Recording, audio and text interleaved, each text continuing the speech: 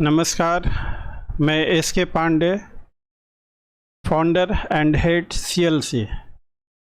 हम लोगों का एक छोटा सा मिशन है, एजुकेशन का कमर्शियलाइजेशन नहीं होना चाहिए। राष्ट्र निर्माण में वहाँ के उस राष्ट्र के लोगों का एजुकेशन, क्वालिटी ऑफ एजुकेशन, ये बहुत ही इम्पोर्टेंट है और हेवली ये बहुत ही मैटर करता है। तो इस दिशा में एक हम लोगों का भी छोटा सा कंट्रीब्यूशन है into the process of making the nation a little contribution. मैं अपने CLC ग्रुप में हर रोज़ एक क्वेश्चन PT, मेंस और इंटरव्यू के पर्पज़ से पूछता हूँ। जिन लोगों का लीगल बैकग्राउंड है, जो लोग लॉ बेस्ड कम्पिटिशन्स में अपीयर हो रहे हैं या उसकी तैयारी कर रहे हैं, तो PT का भी क्वेश्चन उसी से, मेंस का क्वेश्चन उसी से, इंटरव्यू का क्वेश्चन। कहने का मतलब कि क्वेश्चन पूछा जाता है मॉर्निंग में और इवनिंग में। यूट्यूब से इस तरह से वीडियो रिकॉर्ड करके सारे दिन ग्रुप में एक्टिविटी चलती रहती है और ये सर्विसेज फ्री ऑफ कॉस्ट है, इसका कोई भी चार्ज नहीं है। दूसरा, जो हम लोग बहुत ही कम चार्जेज पे, नॉन कमर्शियल चार्जेज पे, अब चार्जेज से क्वालिटी, अगर काम करने का इरादा हो तो चार्जेज और क्वालिटी में कोई रिश्ता नहीं है। कम चार्जेज में भी बेहतरीन से बेहतरीन क्वालिटी दी जा सकती है और यही हम लोगों का एक संकल्प है। तो और आप वीडियो के कंटेंट को देखिए, वीडियो को देखिए, समझिए और पिछले साल के questions paper, get back to the previous year questions from the market and you find this video, whether this video is capable to answer all those questions asked। तो देखते हुए ये तय कीजिए कि क्या इस वीडियो से इस टॉपिक के आपके सारे क्वेश्चंस कवर हो रहे हैं, नहीं हो रहे हैं, कुछ कमी बेसी तो नहीं रह गई है। और अगर कुछ कमी बेसी रह गई है तो हमें फ़ोन करके, टेक्स्ट करके, मैसेज करके, कमेंट बॉक्स में लिखकर अवश्य बताएं। आने वाली वीडियो में उन कमियों को दूर करने का भरपूर प्रयास किया जाएगा। और अगर आप इस फ्री सर्विसेज का लाभ उठाना चाहते हैं तो अपना नाम, अपने यूनिवर्सिटी का नाम लिखकर हमें टेक्स्ट कर दीजिए, मैसेज कर दीजिए। आपको CLC ग्रुप में ऐड कर दिया जाएगा। ये प्योरली एकेडमिक ग्रुप है, इसमें nothing other than study is allowed. और वीडियो का कंटेंट आपको अच्छा लगे तो वीडियो को लाइक कर दीजिएगा और चैनल को सब्सक्राइब कर दीजिएगा। तो चलिए आइए बात करते हैं आज के टॉपिक का। आज का टॉपिक हम लोगों का डॉक्ट्रिन ऑफ इंग्लिश मॉर्गेज पे है। ये वीडियो सीरीज पार्ट 4 है, मॉर्गेज सीरीज चल रहा है हम लोगों का। तो फर्स्ट पार्ट में मैंने सिंपल मॉर्गेज और मॉर्गेज का ओवरऑल एक डेफिनेशन आप लोगों को समझाया था, बताया था। सेकेंड पार्ट में मॉर्गेज बाय कंडीशनल सेल को एक्सप्लेन किया गया। थर्ड पार्ट में यूजुफ्रैक्चुअरी मॉर्गेज को बताया गया। ये फोर्थ पार्ट है इंग्लिश मॉर्गेज का और इससे आज CLC ग्रुप में क्वेश्चन पूछा गया है। This is question number 177 and this is now on your screen. ये देखिए question, doctrine of English mortgage is based upon legal interest, equitable interest. और तो एक चीज़ और, आजकल एग्ज़ाम का स्टैंडर्ड धीरे धीरे हाई होते जा रहा है। जितने NLU हैं और जो जिस तरह के बच्चे पहले से ही तैयारी कर रहे हैं एग्ज़ाम की, तो इसलिए कट ऑफ भी हाई जा रहा है और स्टैंडर्ड भी ऊंचा जा रहा है। मैं आप सबों से अपील करना चाहूँगा कि जो एग्ज़ाम का लेवल है, जिस तरह के क्वेश्चन पूछे जाते हैं, उससे अगर थोड़ा ऊपर के लेवल की आप तैयारी करेंगे तो आपका एग्ज़ाम स्मूथ और रिजल्ट गारंटीड होगा। लेकिन अगर एग्ज़ाम के ही लेवल का या उससे नीचे का लेवल का आप तैयारी करेंगे तो फिर थोड़ा सा डाउट रहेगा कि रिजल्ट का क्या होगा। तो आप जब भी पढ़ें किसी टॉपिक को पूरे डिटेल में अच्छे तरीके से पढ़ें, उस टॉपिक से कोई भी क्वेश्चन आपका मिस ना हो। लॉ बहुत इंटरेस्टिंग सब्जेक्ट है और ये कॉमन सेंस से बाहर नहीं है। इस छोटे से वीडियो में मैंने वही समझाने का प्रयास किया है कि, और देखिए ऐसे तो आप में से बहुत सारे लोगों ने पढ़ा होगा ये इंग्लिश मॉर्गेज के बारे में, आज हमारे साथ करके देखिए और आपको कैसा लगता है। अपने कमेंट, अपने सजेशंस ज़रूर कमेंट इनबॉक्स में या हमें कॉल करके, मैसेज करके भी।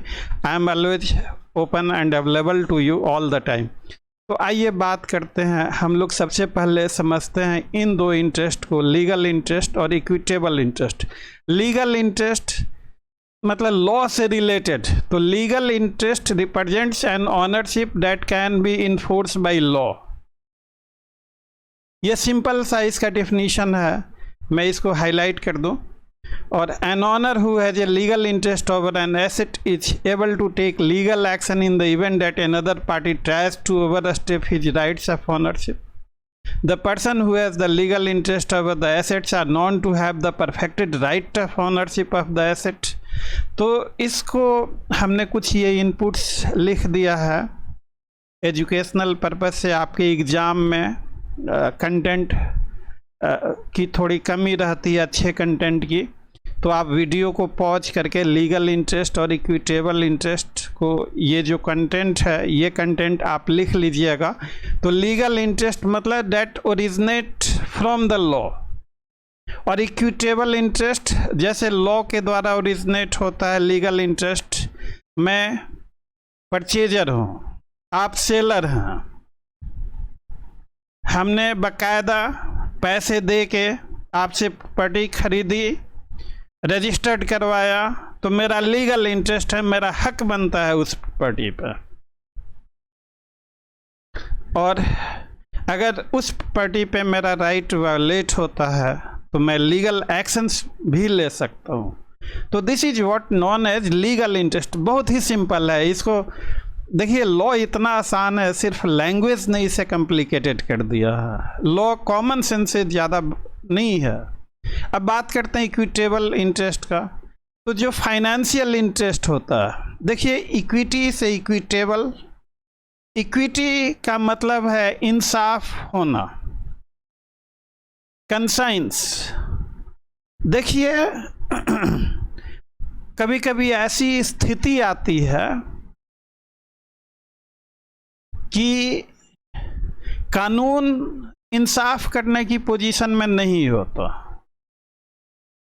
आप लोग सोशल मीडिया पे बहुत सारे slogan, an injustice is injustice everywhere, anywhere injustice is an injustice everywhere. Roman मुझे नाम नहीं याद आ रहा, बोल रहा हूँ मैं, मार्टिन लूथर किंग जूनियर का शायद ये सोशल मीडिया पे लोग स्टेटस भी लगाते हैं इसका,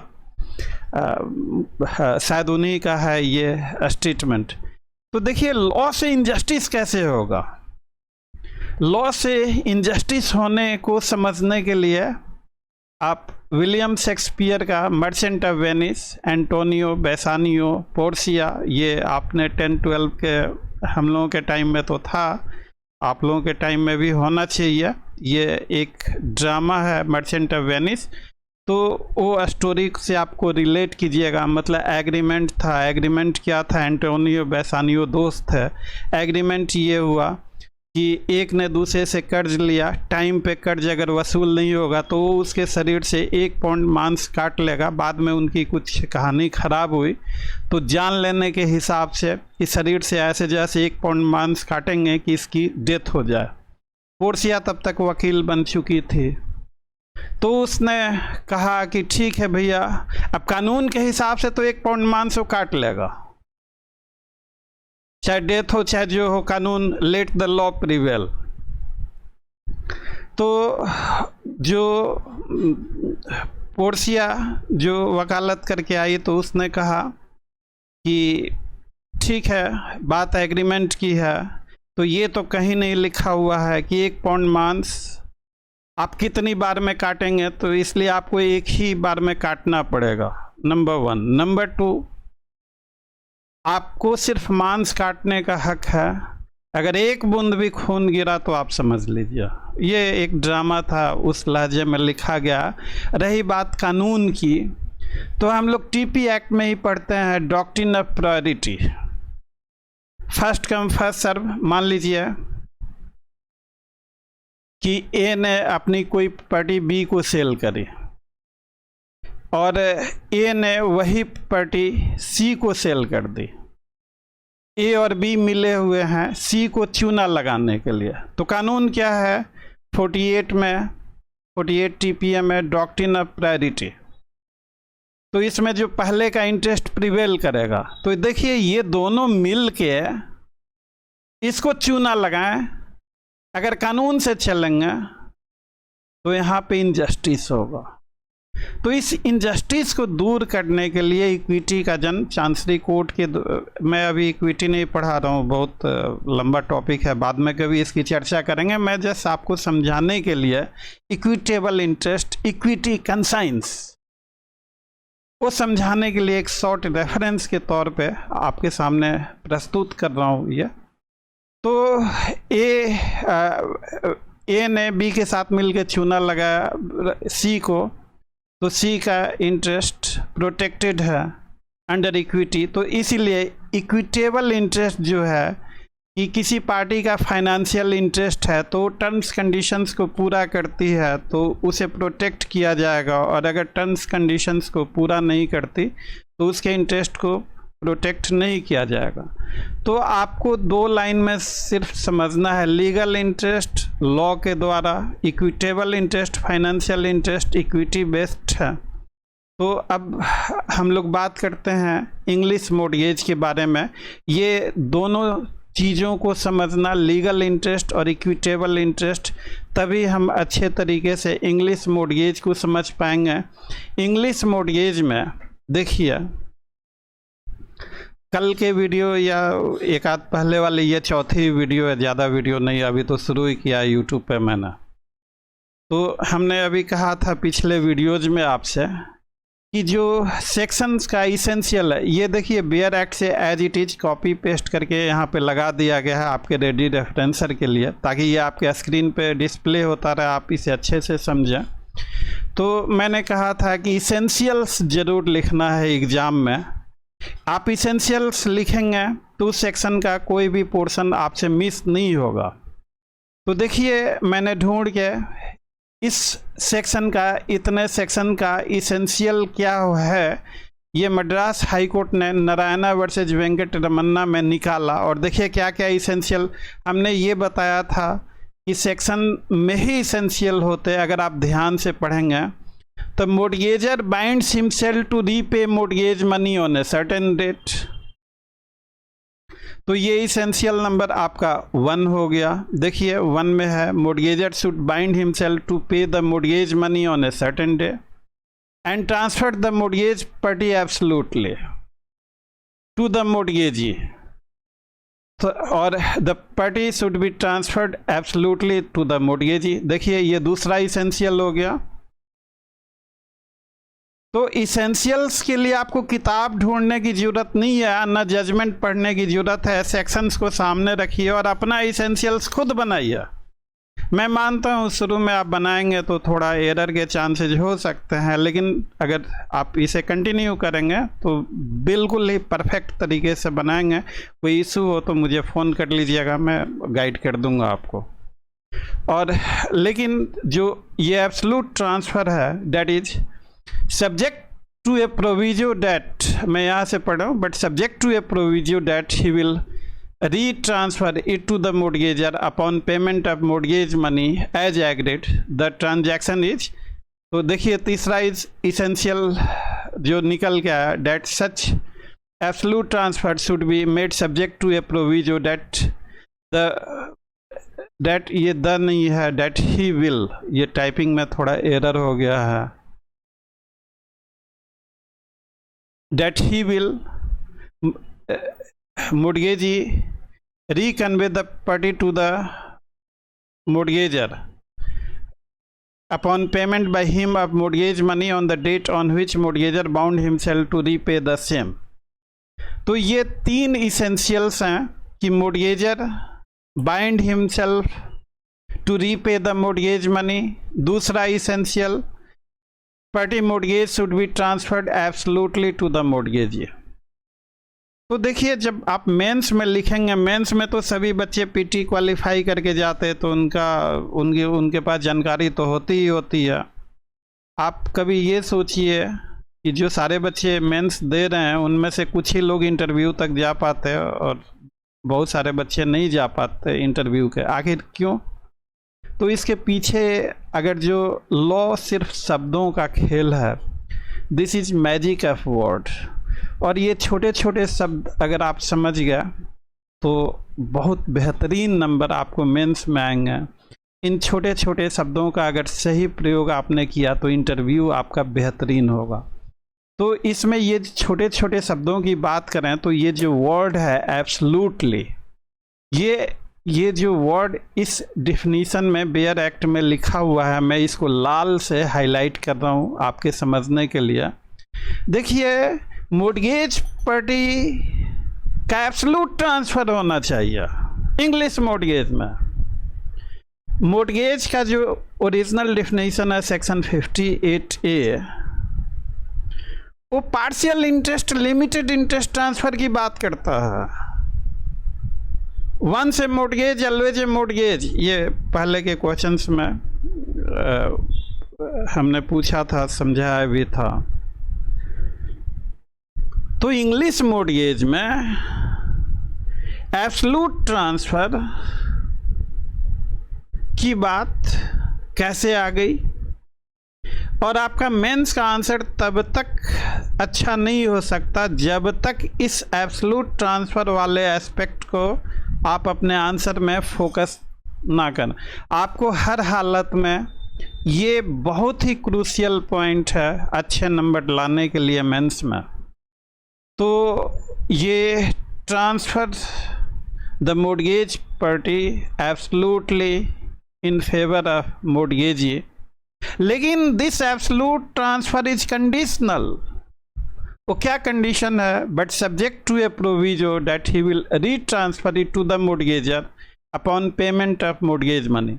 तो एब्सोल्यूट ट्रांसफर तो हो गया और मॉर्गेज मनी का पेमेंट होगा, तो मॉर्गेज मनी के पेमेंट के बाद मॉर्गेजी को वो प्रॉपर्टी रीट्रांसफर मॉर्गेजर को करना पड़ेगा।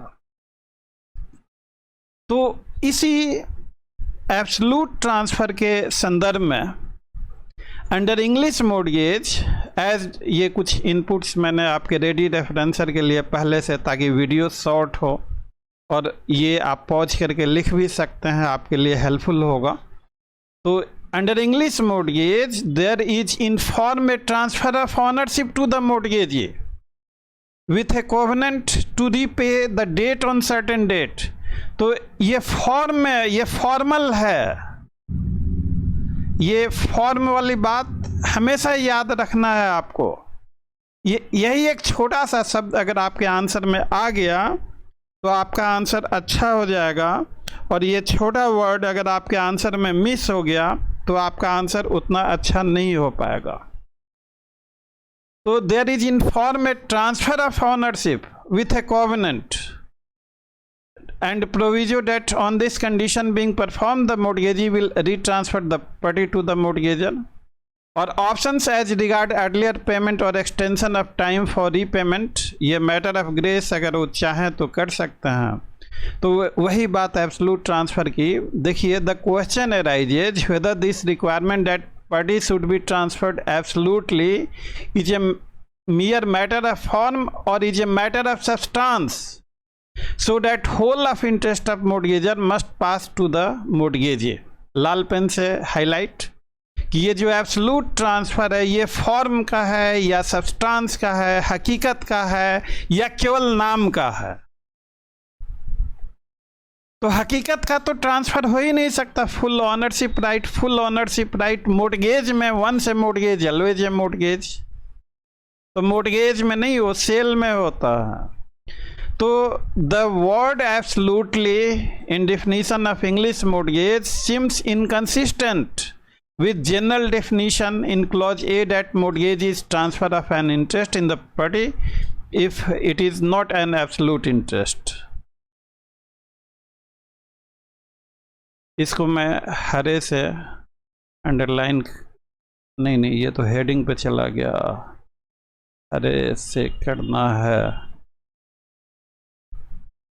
ये सेलेक्ट नहीं हुआ।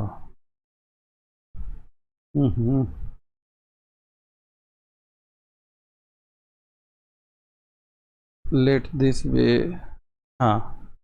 तो ये आपको ये जो पोर्शन है हरे हाइलाइटर्स है, तो ये जो डिफिनीशन है 58E में इंग्लिश मॉर्गेज का एब्सोल्युटली, ये एब्सोल्युटली वर्ड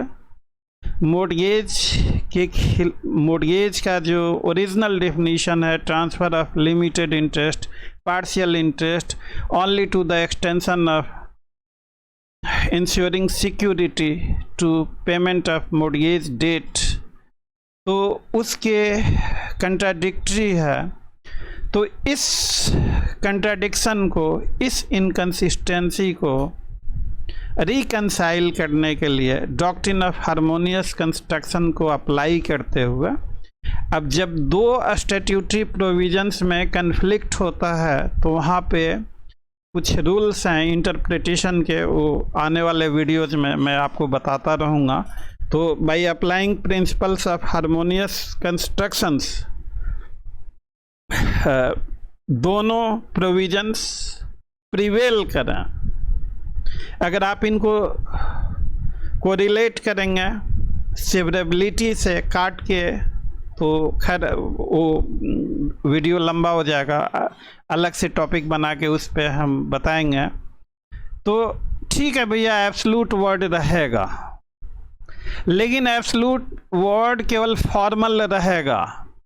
और एब्सोल्यूट वर्ड किस बात का एब्सोल्यूट? अगर मॉर्गेजी को फिर से रीट्रांसफ़र करना पड़े on payment of mortgage money, तो इस तरह से ये जो इनकंसिस्टेंसी है between definition of English mortgage and the mortgage, एक तरफ इंग्लिश मॉर्गेज हो गया जिसमें एब्सोल्यूट ट्रांसफ़र की बात कही जा रही है, और दूसरी तरफ आपका मॉर्गेज का डिफिनीशन हो गया जिसमें पार्शियल इंटरेस्ट या लिमिटेड इंटरेस्ट ट्रांसफ़र की बात कही जा रही है। तो इसे फॉर्मल इंटरेस्ट बताते हुए इस कंट्रोवर्सी को रिजॉल्व किया गया, रिकंसाइल किया गया by applying the rule of harmonious construction.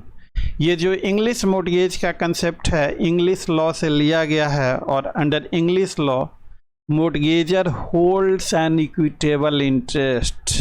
इसको नोट कर लीजिएगा, इंडिया में मॉर्गेजर का इक्विटेबल इंटरेस्ट हम लोग रिकॉग्नाइज नहीं करते। In India we do not recognise the concept of equitable state of mortgagor. ये इसीलिए मैंने सबसे स्टार्टिंग ऑफ द वीडियो आपको लीगल इंटरेस्ट और इक्विटेबल इंटरेस्ट समझाया था। और ये जो है ये कुछ केस लॉ की बात कर लेते हैं। The definition of English mortgage must be read subject to section 58 का जो क्लॉज ए है उसके अंतर्गत, और केस लॉ है राम किनकर वर्सेस सत्यचरण।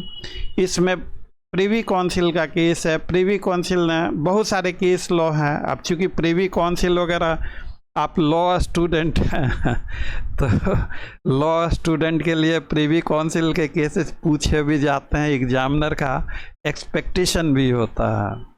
लेकिन आप कोर्ट में जाते हैं तो थोड़ा सा ट्रेंड है लेटेस्ट केसेस का। तो हालांकि प्रिवी काउंसिल के आज भी इतने खूबसूरत केसेज हैं, खैर चलिए एनीवे, कंपटीशन के लिए प्रिवी काउंसिल वगैरह और जो भी है। तो ये प्रिवी काउंसिल का केस है राम किनकर वर्सेस सत्यचरण, और प्रिवी काउंसिल ने कहा कि section 58E deals with form and not substance, पहली बात। दूसरी बात, what ever form is used under English mortgage, मतलब जो मॉर्गेज डीड बनेगा उस पर लिखा जाएगा कि mortgagor is transferring this mortgage party absolutely, वो एक फॉर्मेट होगा, फॉर्म होगा। तो व्हाटएवर, तो प्रिवी काउंसिल ने कहा कि फॉर्म पे चाहे हम जो मर्जी लिख दें, nothing more than an interest is transferred.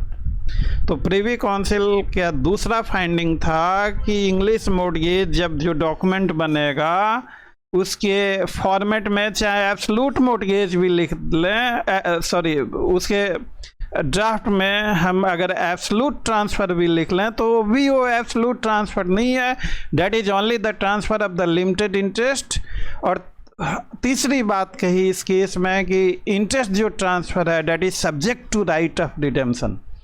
तो आपका अगर मेंस में क्वेश्चन है तो आप इस तरह से एक्सप्लेन कीजिए, केस लॉ को लिखिए, और therefore the word absolutely under English mortgage is limited in context of its form only। Case law को साइट करके फिर therefore लिखिए, और what passes to mortgagee under English mortgage is only an interest, limited interest which is subject to right of redemption। redemption मतलब redeeming the mortgage। आप लोग फ्लिपकार्ट वगैरह पे कूपन वगैरह रिडीम करते होंगे, तो रिडीमिंग द मोर्गेज मतलब जो मोर्गेज मानिए जो लोन लिया है वो लोन आप भरिए और अपनी पार्टी को छुड़ा लीजिए, रिडीम कर लीजिए, तो debt is known as redemption. तो देखिए इंग्लिश मोर्गेज में mortgagor binds himself personally to pay the debt. In this form of mortgage the personal debt exist and despite conveyance debtor is personally liable for the debt. तो English mortgage में debtor is also personally liable for the debt, ये पहली बात जरूर लिखिएगा mains के exam में। अब वो देख लीजिए, क्वेश्चन छोटा है तो थोड़ा कम लिखना है, क्वेश्चन बड़ा है तो थोड़ा ज़्यादा लिखना है। और ये भी जरूरी है कि it is also necessary date a specific date be mentioned up to which the mortgagor must repay the date. The English mortgage must contain any particular date. Example के लिए कि भाई इंग्लिश मोर्गेज में डेट वगैरह भी fix रहता है कि 15 मई 2025 टू एंटोनियो बेसानियो, सॉरी मुझे याद नहीं आ रही वो कहानी, बचपन में पढ़े थे हमने, तो अब इसमें उसमें भी डेट फिक्स था। तो इंग्लिश मोर्गेज में आपको अगर कोई डेट फिक्स करना पड़ेगा उसी डेट तक पे हो जाना चाहिए। अगर मोर्गेजर ने वो मोर्गेज मनी पे कर दिया तो मोर्गेजी को रीट्रांसफ़र करना पड़ेगा, और mortgagor fails to repay the mortgage money तो मोर्गेजी के पास राइट है सेक्शन 67 में फोरक्लोजर का। इन the event of non payment of mortgage money A decree of foreclosure is not passed. और उसके पास ये अगर 67 के अंतर्गत डिक्री ऑफ फोरक्लोजर मतलब अब मोर्गेजर अपनी पार्टी को रिडीम नहीं करा सकता, टाइम गुजर गया, तो debt is known as foreclosure. तो इंग्लिश मोर्गेज में अगर नॉन पेमेंट हुआ तो फोरक्लोजर डिक्री पास नहीं होगी, उसमें सेल ऑफ मोर्गेज पार्टी का डिक्री पास होगा। और ये बात कही गई कार्तिक चंद्रा मल्लिक वर्सेज पुरुषोत्तम के केस में। इंग्लिश मोर्गेज का रजिस्ट्रेशन जरूरी है, हर मोर्गेज का जो भी 100 रुपये से ऊपर के हैं तो रजिस्ट्रेशन मस्ट। और थोड़ा सा डिफरेंस हम लोग कर लें इंग्लिश मोर्गेज और mortgage by conditional cell. Mortgage by conditional cell को पार्ट 2 वाले वीडियो में मैंने समझाया हुआ है आपको। और इसमें इंग्लिश मोर्गेज में मोर्गेजर जनरली बाइंड्स हिमसेल्फ पर्सनली, और कंडीशनल सेल वाले में दोनों वीडियो देख लीजिएगा तो क्लियर हो जाएगा। Mortgagor does not necessarily bind himself personally and has his remedy only against mortgage party. दूसरा जो डिफरेंस है, पार्टीज ट्रांसफ़र एब्सोल्युटली, और ये this absolute transfer is divested the moment date is paid. और कंडीशनल सेल में transfer of qualified और conditional ownership subsequently becomes absolute और non payment of date. और इंग्लिश मोर्गेज में ऑनरशिप जो है remains vested in the mortgagee. English mortgage में चूँकि एब्सोल्यूट वर्ड का यूज किया हुआ है तो ऑनरशिप वेस्ट हो जाती है मोर्गेजी में अंडर इंग्लिश मोर्गेज। लेकिन मोर्गेज बाई कंडीशनल सेल में इमीडिएट वेस्टिंग ऑफ ऑनरशिप नहीं होता, ओनली ऑन नॉन पेमेंट या default of making payment into mortgage money वो सेल एब्सोल्यूट हो जाता है जो ऑस्टेंसिबल सेल है conditional mortgage by conditional cell वाले में। तो ये तीनों जो डिफरेंस है ये नोट डाउन कर दीजिएगा। इंग्लिश मोर्गेज जो है कुछ सिमिलरिटी है कि चूँकि दोनों में there is a provision for transfer of ownership in default of payment of mortgage loan. तो ये सारे कंटेंट को आप सीक्वेंस बना के अगर लिखेंगे तो एग्ज़ाम में बहुत अच्छे नंबर आएंगे आपके मेंस में। अब चलिए आज का क्वेश्चन देखते हैं, आज के क्वेश्चन का क्या आंसर होगा। तो देखिए, डॉक्ट्रिन ऑफ इंग्लिश मोर्गेज ये लीगल नहीं, ये this is based upon equitable interest.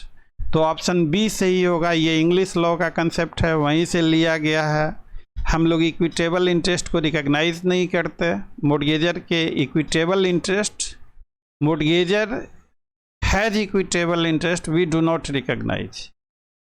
और ये मेंस का क्वेश्चन है, concept of legal interest, equitable interest. तो देखिए, लीगल इंटरेस्ट, इक्विटेबल इंटरेस्ट के लिए मटेरियल है, ये आप वीडियो को पॉज करके नोट डाउन कर लेंगे। और ये statutory provisions related to English mortgage, ये 10 नंबर का क्वेश्चन है। तो ये जो अभी हमने आपसे डिस्कस किया वो उसको लिखेंगे। और ये इक्विटेबल इंटरेस्ट ऑफ जो पार्टी है इंटरव्यू के क्वेश्चन में, तो उसको बताइए कि this is based upon equity. Under English law mortgagor holds equitable state into mortgage party. That signifies that once a mortgage, always a mortgage. In India, we do not recognize mortgager having an equitable interest into the mortgage party. तो इस तरीके से मेरे कहने का ये मतलब है कि आप कोई भी एक टॉपिक पढ़ें तो इस तरह के कंटेंट और सारी चीज़ों के साथ पढ़ें कि उस टॉपिक से आप आश्वस्त हो जाएं। उस टॉपिक से अगर कोई क्वेश्चन आता है तो क्वेश्चन आप बहुत अच्छे तरीके से लिख सकें, बहुत अच्छे नंबर ला सकें उस क्वेश्चन में। ये कंपटीशन है, only excellence is recognise and that is rewarded. General answer, general तो हर कोई लिखता है, एकेडमिक्स के लिए ठीक है जनरल आंसर, लेकिन कंपटीशन के लिए जनरल आंसर में अगर कंपटीशन किस तरीके का है तो मैं कुछ ज़्यादा नहीं बोल पाऊँगा। आप अगर कंपटीशन, अगर आप शर्तिया और गारंटी तौर पे अपना रिजल्ट चाहते हैं तो थोड़ा सा एक्सेलेंस आपको लाना पड़ेगा। आप जब भी एग्ज़ाम की तैयारी करें तो जो एग्ज़ाम का लेवल है उससे थोड़ा ऊपर के लेवल की तैयारी करें। देखिए, सिंपल इजी क्वेश्चन तो हर कोई कर लेता है, वो भीड़ में आप भी शामिल हो जाएंगे। थोड़ा सा देखिए, आपने पढ़ा जरूर होगा इंग्लिश मोर्गेज को, इसमें केवल वो वर्ड आपको एब्सोल्युटली समझना है, एब्सोल्युटली वर्ड को समझना है, आपको लीगल इंटरेस्ट, इक्विटेबल इंटरेस्ट को समझना है। ये 2 लाइन का समझना, आपका टॉपिक बेहतरीन तरीके से तैयार हो गया। तो ये 2 मिनट का एक्स्ट्रा मेहनत करके अगर इस टॉपिक से आप निश्चिंत हो जाते हैं तो मेरे हिसाब से ये एक अच्छी स्ट्रेटजी होगी। और देखिए, अंत में मैं आप सबों से एक और अपील करना चाहूँगा कि मेरा एक प्रयास है कि मैं कुछ ऐसे वीडियोज बनाऊं, छोटे छोटे टॉपिक पे छोटे छोटे वीडियोज, उसमें कंटेंट इस तरीके से हो कि आप कोई भी प्रीवियस ईयर का क्वेश्चंस उस टॉपिक का या उस टॉपिक से और भी जो क्वेश्चंस हो सकता है, मेरा प्रयास है कि सारे हर तरह के क्वेश्चंस को उसमें कवर कर दो, ताकि वो जो टॉपिक, वो जो वीडियो है अपने आप में मोर देन सफिशिएंट। तो इससे जो है कि एक जगह कंपाइल करके देना। और देखिए, मैं भी इंसान हूँ, मेरे से भी एरर के चांसेस हो सकते हैं। तो आप इस वीडियो के कंटेंट को देखते हुए, प्रीवियस ईयर के क्वेश्चंस को देखते हुए कोई अगर कमी रह गई है तो मुझे फ़ोन करके मुझे ज़रूर बताएं, मैसेज कर दें, कमेंट कर दें वीडियो में, और ताकि आने वाले वीडियोज में हम लोग इन कमियों को दूर कर सकें। तो आज का टॉपिक अब यहीं ख़त्म होता है। तो see you guys tomorrow. Thank you very much. कल का टॉपिक मैं बताना भूल गया, कल का टॉपिक इक्विटेबल मोर्गेज का होगा। कल 5वां सीरीज होगा। तो सी यू अगेन टुमारो।